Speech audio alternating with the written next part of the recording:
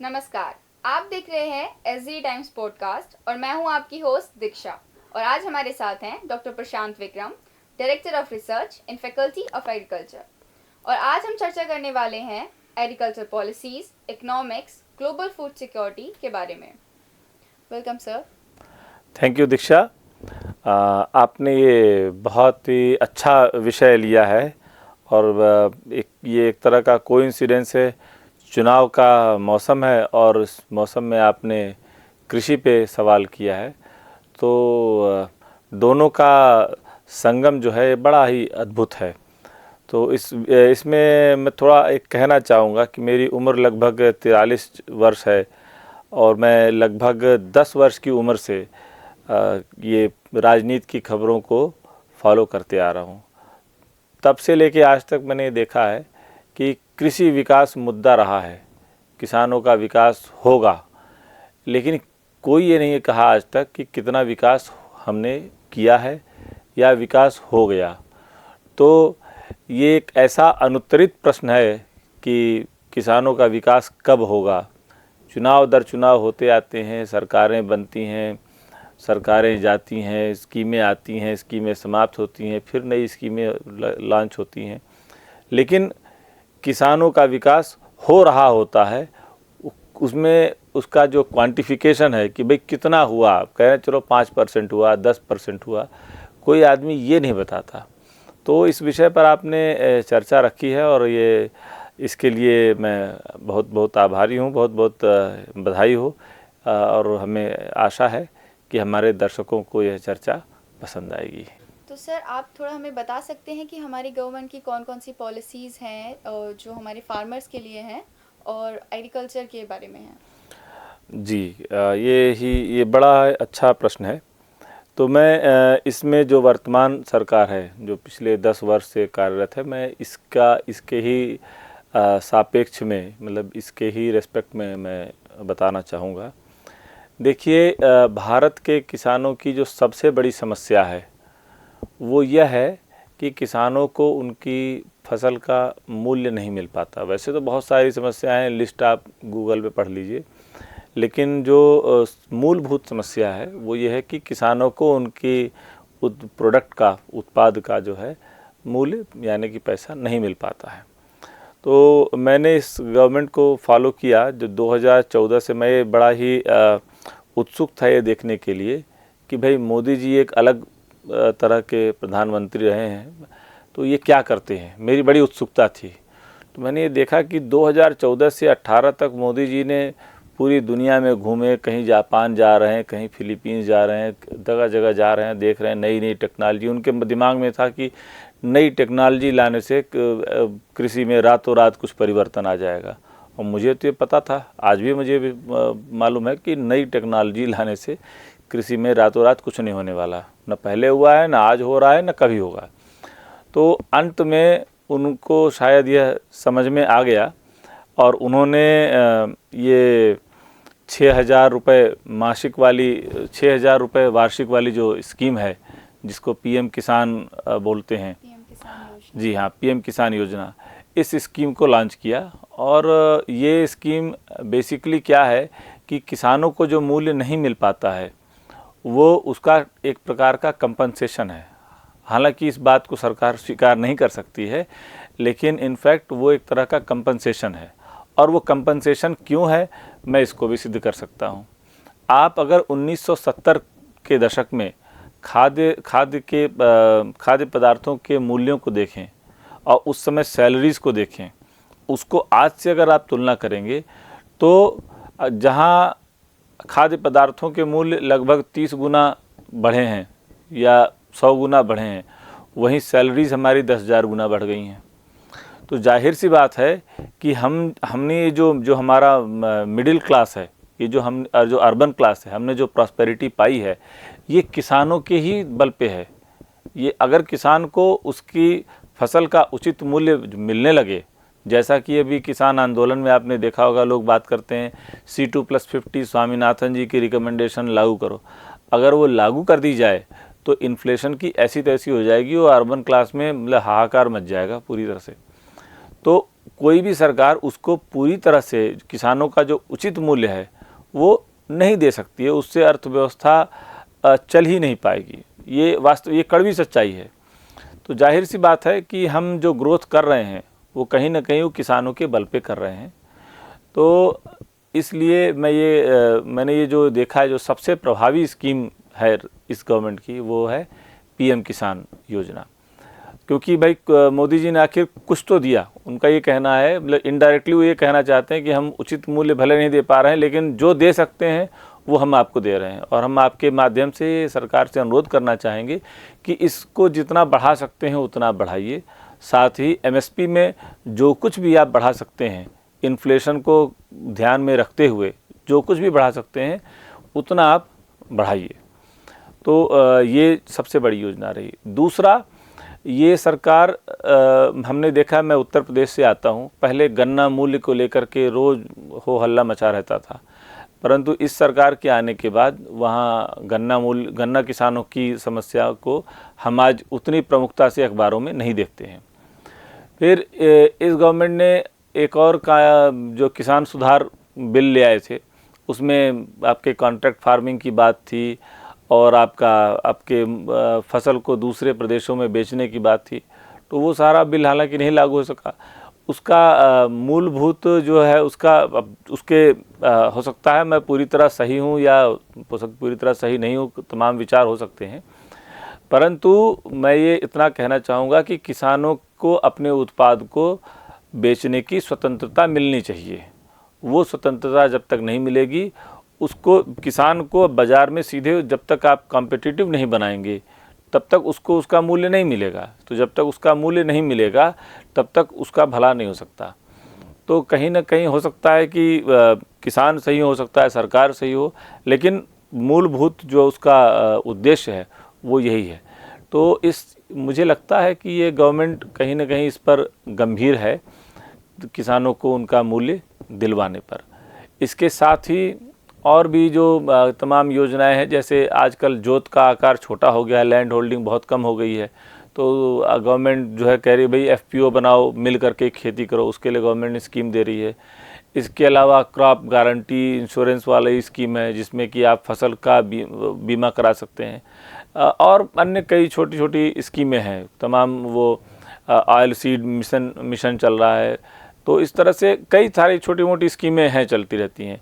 परंतु जो सबसे बड़ा जो इम्पैक्ट है आज की डेट में किसानों पर, वो किसानों को एक तो पीएम किसान का हो गया, और दूसरा मूल्य दिलाने के लिए जो प्रयास किए जा रहे हैं डायरेक्टली और इनडायरेक्टली भी बहुत सारे प्रयास किए जाते हैं।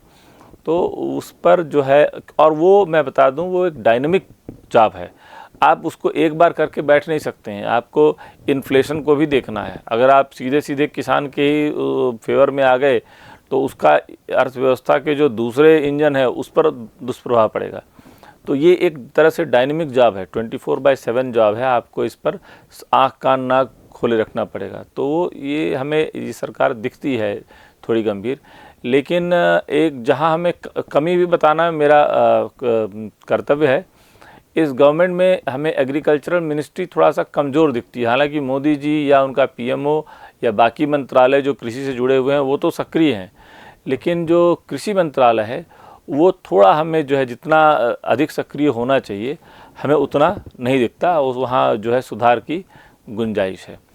तो आशा करता हूँ इस और कुछ कार्य होगा भविष्य में, आने वाली सरकार में इस पर कुछ कदम उठाया जाएगा। बिल्कुल सर, आपकी बात बिल्कुल गवर्नमेंट तक पहुंचेगी। एंड सर, हमारा नेक्स्ट हम बढ़ना चाहेंगे फूड सिक्योरिटी, क्योंकि आजकल फूड सिक्योरिटी बहुत लोगों से सुनने के लिए मिल रहा है। तो हम चाहेंगे अब हमारी ऑडियंस को बताइए कि फूड सिक्योरिटी है क्या और वो क्यों ज़रूरी है। देखिए, फूड सिक्योरिटी यानी खाद्य सुरक्षा, तो अपने आप में इसको कोई डिफ़ाइन करने की ज़रूरत नहीं है। भाई हमारी खाने की सुरक्षा हो जाए, मतलब हमको भी एश्योरेंस मिल जाए कि हाँ हम खाना हमें मिलेगा, तो वो अपने आप में फूड सिक्योरिटी है। और फूड सिक्योरिटी बेसिकली ये आपके दिमाग में एक तरह के साइकोलॉजिकल सब्जेक्ट आप बोल सकते हैं। अगर आपके दिमाग में डर है कि कल को खाना नहीं मिलेगा, so you are insecure about the food tomorrow, right. So ये एक तरह से टेक्निकल नहीं बल्कि एक साइकोलॉजिकल विषय है, और ये इसका इम्पैक्ट ग्लोबल है आज की डेट में। आपकी जो डिप्लोमेसी है जो उसमें इसका बहुत बड़ा रोल है। तो फूड सिक्योरिटी के लिए भारत सरकार, भारत जो है एक तरह से कहा जाए it's a blessing that we are in India. हम फूड सिक्योरिटी के मामले में ब्लेस्ड हैं ऑलरेडी, क्योंकि हमारे पास हर तरह के सीज़न, हर तरह की मिट्टी, हर तरह का पानी, हर तरह की जलवायु मौजूद है। और अगर हम इसको बचाए रखें, सस्टेनेबिलिटी पर हम काम करते रहे, तो फूड सिक्योरिटी की प्रॉब्लम नहीं आने वाली है in coming future. Food security आज के रेस्पेक्ट में नहीं होती, बल्कि वो फ्यूचर को में फूड की अवेलेबिलिटी को देख करके तय की जाती है। और रहा सवाल ग्लोबल लेवल पे फूड सिक्योरिटी का, तो आजकल आपने सुना होगा जैसे यूक्रेन रशिया में वार हो गई। अब यूक्रेन से ही कई कंट्रीज़ में गेहूं जाता था, तो जब वहाँ गेहूं जाता था तो वहाँ सप्लाई बंद हो गई। जाहिर सी जब बंद हो गई तो भारत से जो गेहूं की डिमांड बढ़ गई और मारामारी हो गई कि भाई हमको दो गेहूं, तो नंबर आ गया। इसी तरह से अगर जगह जगह लड़ाई हो मतलब आपकी वार की सिचुएशन दिख रही है, तो वर्ल्ड ऑर्डर चेंज हो रहा धीरे धीरे, तो ऐसे में जो सबसे बड़ा इम्पैक्ट पड़ना है वो फूड सिक्योरिटी पे ही पड़ना है। क्योंकि जो ग्लोबल फूड सिक्योरिटी है वो आज की डेट में ये आप ये नहीं कह सकते हैं कि एक कंट्री अपनी सभी प्रकार की खाद्य आवश्यकताओं के लिए आत्मनिर्भर है। जैसे आपके यहाँ पाम ऑयल है, आप मैकडी में जाते हैं या बर्गर किंग में जाते हैं या पिज़्ज़ा हट में जाते हैं या डोमिनोज में जाते हैं, हर जगह पाम ऑयल लगता है। और आप पता कर लीजिए, पाम ऑयल में आप आत्मनिर्भर नहीं हैं, आप दूसरे देश पर निर्भर करते हैं।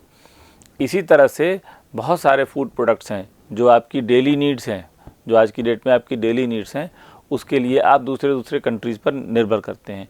और यही सिचुएशन दूसरे देशों की भी है। अब जैसे दुबई है, आप जाते तो हैं, दुबई कितना बड़ा प्रॉस्परस स्टेट है, लेकिन दुबई हो या सऊदी अरेबिया हो, इनको या गल्फ़ की और भी कंट्रीज़ हैं, इनको they are not really food self sufficient, है ना। उनको फूड बाहर से चाहिए सर्वाइव करने के लिए। और यही नहीं, दुनिया के और भी देशों में स्थिति है, यही स्थिति है कमोवेश। तो हर पूरी जो आपका ये ग्लोबलाइज्ड वर्ल्ड में हर देश मतलब देश एक दूसरे पर निर्भर करते हैं। तो ऐसे में जो इस समय वर्ल्ड में इतनी इनसिक्योरिटी आ रखी है, जो वॉर की सिचुएशन हो रखी है, जो ग्लोबल ऑर्डर चेंज हो रहा है, आपका यूएन में आप देखते हैं लोग मनमानी कर रहे हैं, या वर्ल्ड ट्रेड ऑर्गेनाइजेशन में भी जो डिस्पैरिटी है, तो उस वजह से थोड़ा सा लोगों में रेजिस्टेंस आ रहा है। अब जो जैसे जैसे डेवलपिंग कंट्री बढ़ते जा रहे हैं वो रेजिस्टेंस दे रहे हैं, तो उससे थोड़ा सा पैनिक की सिचुएशन है, और उसका सीधा सीधा असर पड़ना है फूड सिक्योरिटी पे। तो जब वो फूड सिक्योरिटी पे असर पड़ेगा तो आप सोच सकते हैं अनरेस्ट होगा। तो इसलिए फूड सिक्योरिटी आज की डेट में बहुत ही महत्वपूर्ण विषय है। और पहले भी था, लेकिन पहले दूसरे प्रकार की फूड सिक्योरिटी थी। जब हमारे यहाँ फूड अमेरिका से आता था गेहूँ सन 60 और 70 के दशक में, तब फूड सिक्योरिटी की प्रॉब्लम हमें थी।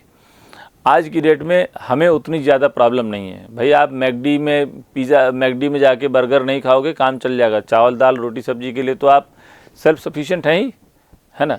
तो लेकिन आप मैकडी बहुत होगा, भाई पाम ऑयल नहीं आएगा, तो कुछ चीज़ें आपको लाइफस्टाइल में थोड़ी बहुत चेंजेस करने पड़ेंगे, लेकिन आप अपनी बेसिक नीड्स के लिए सेल्फ सफिशिएंट हैं।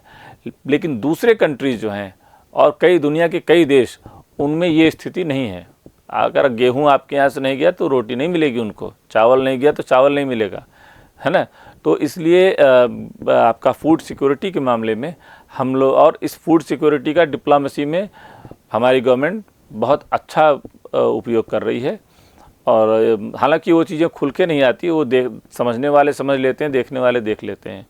तो फूड सिक्योरिटी तो ग्लोबल इशू है ही आज की डेट में।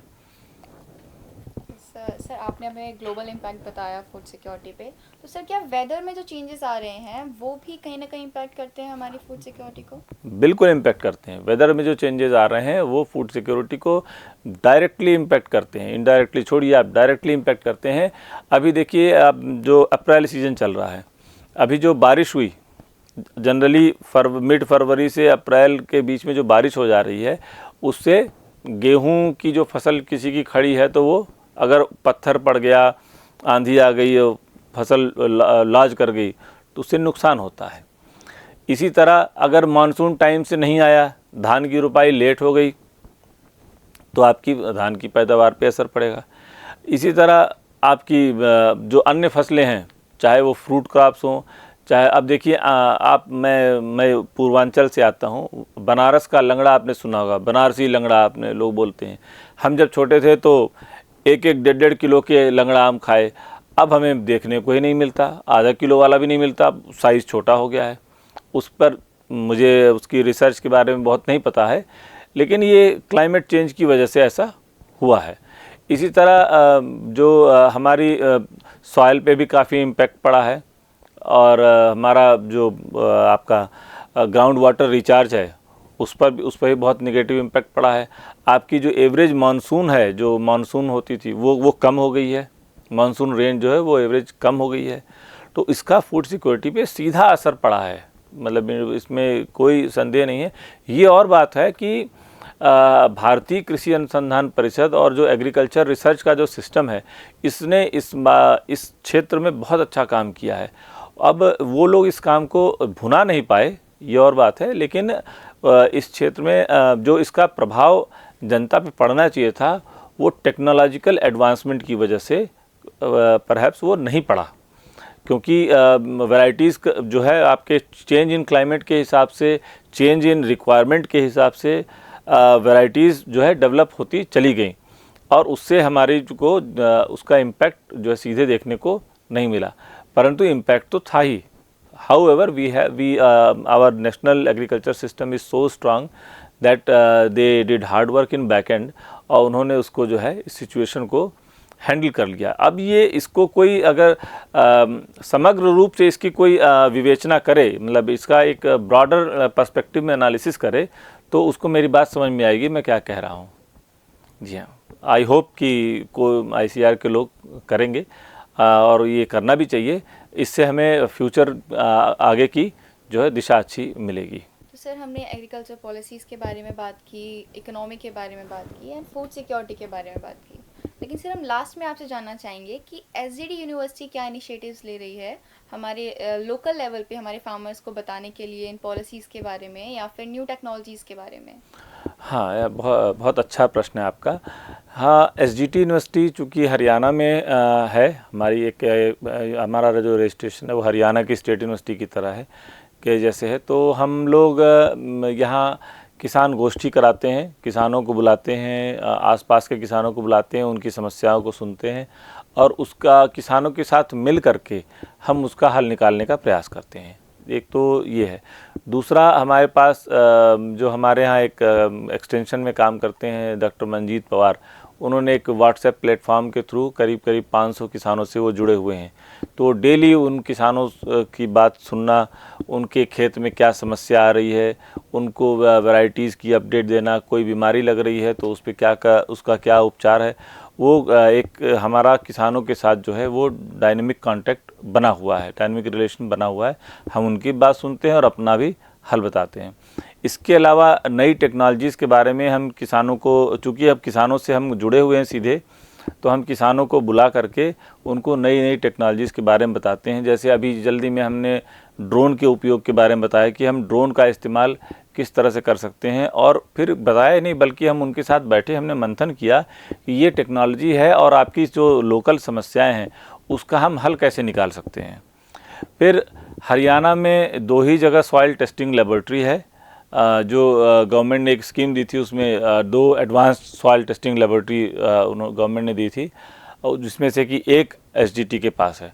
तो किसानों को हम जो आसपास के किसान हैं उनको हम आमंत्रित करते हैं, उनको सॉइल हेल्थ के बारे में एजुकेट करते हैं, बताते हैं कि सॉइल हेल्थ क्यों ज़रूरी है, और उसके बाद उनका हम सॉइल टेस्टिंग भी कराते हैं। इसके साथ ही हम किसानों को आजकल ये भी बता रहे हैं, ये भी प्रेरित कर रहे हैं कि आप मिट्टी की जो स्वास्थ्य है, मिट्टी का जो स्वास्थ्य है उसके हिसाब से खेती करिए। तो पहले आप मिट्टी जांच लीजिए आप, और जैसे अब वो लोग धान लगाए जा रहे थे, किसी का, जैसे हम कहते भी हैं कि भाई किसान लगातार धान गेहूँ क्यों लगा रहा है, अब आपको किसान की मजबूरी भी समझनी होगी। अगर किसी किसान का खेत कहीं निचले जगह पे है जहाँ बरसात के सीज़न में पानी भर जाता है, तो वहाँ धान के अलावा और कुछ होगा ही नहीं, क्योंकि पानी भर जाता है। तो उस परिस्थिति में उसकी मिट्टी की जो हेल्थ है, उसकी सॉइल की जो हेल्थ है, उसको कैसे बचाया जा सकता है, उस पर हम मंथन करते हैं, है ना। इस तरह की जो है किसानों के साथ हम हमारा जो परस्पर संवाद बना करके हम उनकी समस्याओं को समझ के उनका समाधान करते हैं, और समाधान करने के साथ साथ उन्हें भविष्य में किन चुनौतियों से निपटना है उसके लिए भी उन्हें तैयार करते हैं। और आजकल मैं तो बल्कि किसानों को इसलिए भी प्रेरित कर रहा हूँ कि आप मार्केट में सीधे इंटरवीन कीजिए। तो जिस दिन किसान मार्केट में इंटरवीन करना सीख गया, जिस दिन किसान मार्केट से बार्गेन करना सीख गया, उस दिन किसानों की समस्या काफ़ी हद तक अपने आप समाप्त हो जाएगी। तो हकीकत ये है, जो मेरे समझ में आया अभी तक, जो भगवान ने मुझे बुद्धि और अनुभव दिया है, उसके हिसाब से मैं यही कह सकता हूँ कि किसानों की जो समस्या है उसको किसान जितना बढ़िया सुलझा सकते हैं, उतना बढ़िया न कोई सरकार सुलझा सकती है, और मेरे ख्याल से उससे बढ़िया भगवान ही सुलझा सकते हैं, और कोई नहीं कर सकता। और जो मंत्र है उसमें ये है कि आप मार्केट से बार्गेन करना सीखिए। जब किसान मार्केट से बार्गेन करना सीख लेगा तो फिर उसको कोई बीट नहीं कर सकता। तो इस बारे में भी हम उनको बता रहे हैं। उसका एक छोटा सा एग्जाम्पल है जो हम इनिशिएटिव लेने जा रहे हैं। ऑर्गेनिक फार्मिंग हम किसानों को बताएंगे कि ऑर्गेनिक सर्टिफिकेशन कैसे होता है, और उसके साथ साथ अपना ऑर्गेनिक का प्रोडक्ट हम बेचें कैसे। जैसे आप जो डेवलप्ड कंट्रीज़ हैं वहाँ पर ऑर्गेनिक के स्टोर है, मैंने यूएस में देखा है, वहाँ पर ऑर्गेनिक का ही स्टोर है। अब उसमें वो 2 गुना कीमत वसूल रहे हैं या 3 गुना कीमत वसूल रहे हैं, वो जस्टिफाइड है, क्योंकि जब आप मार्केट में, जब अंदर स्टोर में घुस गए, तो उसी समय आप माइंड मेकअप कर लेते हैं कि जो 60 रुपये किलो वाला चावल यहाँ 200 रुपये किलो मिलेगा, है ना। अगर अनरेगुलेटेड मार्केट में वो 200 रुपये वाला आएगा तो आप कहो 2 थप्पड़ जड़ दोगे, यार जी दुनिया में 60 रुपये है, तुम 200 क्यों बेच रहे हो। तो वो उस बारे में भी हम किसानों को एजुकेट कर रहे हैं, और हम उनको बता रहे हैं कि आप इकट्ठा होकर के जो है मार्केट में इंटरवीन करिए, और नई टेक्नोलॉजीज़ का यूज़ करिए, और ऑर्गेनिक और सेफ़ जैसी चीज़ों, जैसे आप लोग नहीं जानते होंगे सेफ़ किसे बोलते हैं। अगर आपने देखिए, ऑर्गेनिक टर्म अलग है, ऑर्गेनिक के लिए सर्टिफिकेशन की ज़रूरत होती है, और वो काफ़ी जटिल प्रक्रिया है, उसको लंबा हमें बताना पड़ेगा। लेकिन अगर आप अपने खेत पर बिना केमिकल का इस्तेमाल किए हुए आप ऐसे ही उगा ले रहे हैं और उसको बेचते हैं, तो वो ऑर्गेनिक नहीं कहा जाएगा, बल्कि उसको आप सेफ़ बोल सकते हैं कि भाई हमने इसमें केमिकल का इस्तेमाल नहीं किया है। लेकिन मिट्टी में जो केमिकल है वो तो उसमें जाएगा ही ना, तो इसलिए आप उसको ऑर्गेनिक नहीं बोल सकते, आप उसको सेफ़ बोल सकते हैं। तो ये छोटी छोटी टेक्निकल चीज़ें हम किसानों को बता रहे हैं कि भाई सेफ़ बता करके तुम 1.5 गुना 2 गुना कीमत मांगो, लेकिन उसके लिए तुम्हें मार्केट में लोगों को समझाना पड़ेगा। पैसे वाले को, आप कोई कितने ही पैसे वाला है, अगर आप उसको समझा लेंगे ये सेफ़ है, इसमें हमने पेस्टिसाइड नहीं डाला है, देखो ये तुम्हारी सेहत के लिए ज़्यादा अच्छा है, पका करके इसको देखो, अंतर अपने आप पता चल जाएगा। तो आप उस तरह से मार्केट डेवलप करो। तो अभी हमारे यहाँ ना खास करके ना ऑर्गेनिक की और सेफ की जो मार्केट है वो वैसी कोई रेगुलेटेड मार्केट नहीं है। तो अगर हम इस बारे में भी किसानों को एजुकेट कर रहे हैं कि आप लोग ग्रुप बना करके आगे आइए और मार्केट में इंटरवीन कीजिए। जब आप इंटरवीन कर लेंगे, लेकिन इसमें गवर्नमेंट का भी अगर सपोर्ट मिल जाए तो बहुत अच्छी बात है। हम लोग जितना कर सकते हैं अपने रिसोर्सेज के थ्रू हम उतना कर रहे हैं। तो इस तरह से इनिशिएटिव्स ले करके किसानों के साथ जो है डायनेमिक रिलेशन बना करके लगातार उनसे 2 वे कम्युनिकेशन मेंटेन करके हम उनकी समस्याओं को सुनते हैं और समाधान करने का प्रयास करते हैं और भविष्य के लिए उनको तैयार करने की भी कोशिश करते हैं। तो सर आपने हमें बताया कि एसजीडी क्या इनिशिएटिव्स ले रहा है, पर अगर कोई लोकल फार्मर है जो हमारे एसजीडी के साथ जुड़ना चाहेगा तो उसके लिए उसे क्या करना है? हाँ, हम लोकल फार्मर से जुड़ने के लिए हमारे पास एक आउटरीच सेल है। उस सेल में डॉक्टर मंजीत हैं हमारे एक्सटेंशन के, और एक्सटेंशन के डॉक्टर अमित हैं। तो आप डॉक्टर मंजीत से आकर के मिल सकते हैं और ये व्हाट्सएप ग्रुप चलाते हैं, एसजीटी किसान करके नाम है उस व्हाट्सएप ग्रुप का। उस व्हाट्सएप ग्रुप में जुड़ सकते हैं, सीधे जुड़ सकते हैं, या तो अगर नहीं जुड़ पा रहे हैं, नहीं कुछ पता हो, तो आप सीधे आ जाइए हमारे यहाँ एसजीटी यूनिवर्सिटी में। फैकल्टी ऑफ एग्रीकल्चर में डॉक्टर मंजीत या डॉक्टर अमित हैं एक्सटेंशन डिपार्टमेंट में। मंजीत जी ही ये देखते हैं आउटरीच, आप उनसे सीधे मिल करके और आप उस ग्रुप का हिस्सा बन सकते हैं।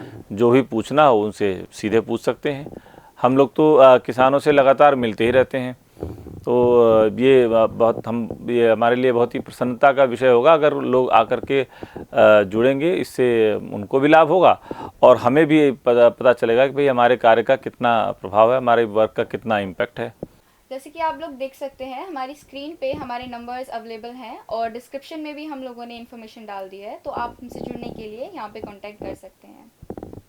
Thank you sir very much for अपना प्रीशियस टाइम देने के लिए हमें और हमारे साथ अपने व्यूज शेयर करने के लिए। Thank you. हम फिर मिलेंगे आपसे और भी इंटरेस्टिंग टॉपिक्स के साथ में। आज के लिए बस इतना ही। देखने के लिए धन्यवाद।